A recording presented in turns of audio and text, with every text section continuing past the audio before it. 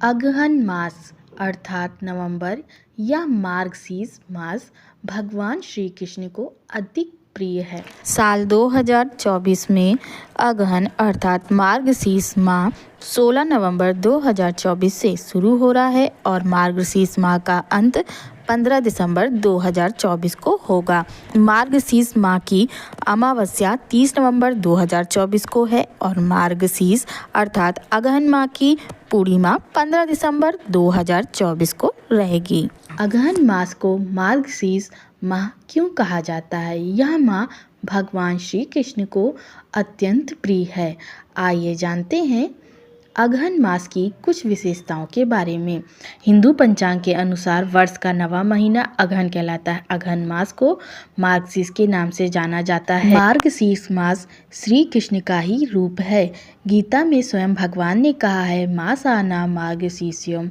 भगवान श्री कृष्ण ने गोपियों को भी मार्गशीर्ष मास के महत्व के बारे में बताया था। उन्होंने कहा था कि मार्गशीर्ष माह में यमुना स्नान से मैं सहज ही सभी को प्राप्त हो जाऊंगा। कहा जाता है कि इसी के बाद से इस महीने पवित्र नदियों में स्नान करने का विशेष महत्व माना जाता है। मार्गशीर्ष के दौरान तुलसी की जड़ की मिट्टी और तुलसी के पत्तों से नदी में स्नान करना चाहिए। स्नान के समय ओम नमो नारायणाय का जप या गायत्री मंत्र का स्मरण अवश्य करना चाहिए। हिंदू धर्म शास्त्रों में कहा गया है कि इस माह का संबंध मृगशिरा नक्षत्र से है। पंचांग के अनुसार 27 नक्षत्र होते हैं, जिनमें से एक मृगशिरा नक्षत्र भी है। इस महीने में आने वाली पूर्णिमा तिथि मृगशिरा नक्षत्र में होती है। इसी कारण इस मास को अगहन मास के साथ साथ मार्गशीर्ष मास के नाम से भी जाना जाता है। श्रीमद् भागवत के अनुसार भगवान श्री कृष्ण ने भी कहा था कि सभी माह में मार्गशीर्ष स्वयं मैं ही हूँ।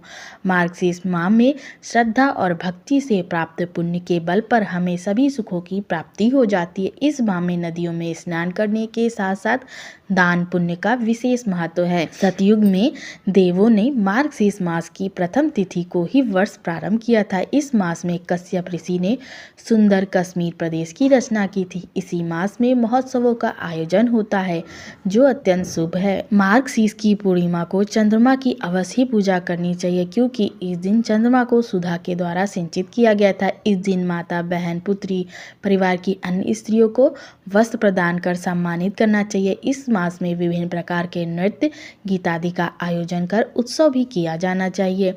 अगहन मार्गशीर्ष की पूर्णिमा को ही दत्तात्रेय जयंती मनाई जाती है। इस माह में 3 पवित्र पाठ की बहुत महिमा है, जिनमें विष्णु सहस्त्रनाम, श्रीमद् भगवद गीता, गजेंद्र मोक्ष है। इन्हें अगहन मास के दिनों में 2-3 बार अवश्य पढ़ना चाहिए। इस मास में श्रीमद् भगवद गीता ग्रंथ के प्रतिदिन दर्शन करने की विशेष महिमा है। स्कंद पुराण में लिखा है कि घर में यदि भागवत हो तो अगहन मास में दिन में एक बार उसको प्रणाम अवश्य करें। अगहन मास में अपने गुरु को, इष्ट को ओम दामोदराय नमः मंत्र कहते हुए प्रणाम करने से जीवन में आने वाले सभी कष्ट दूर हो जाते। अगहन मास में शंख में पवित्र तीर्थ का जल भरे और घर में जो पूजा का स्थान है उसमें भगवान के ऊपर से शंख मंत्र जपते हुए घुमाएं। बाद में इस जल से पूरे घर में छींटे मार दे। इससे घर में शुद्धि बढ़ती है, शांति आती है और कलेश दूर होता है। जय श्री कृष्ण।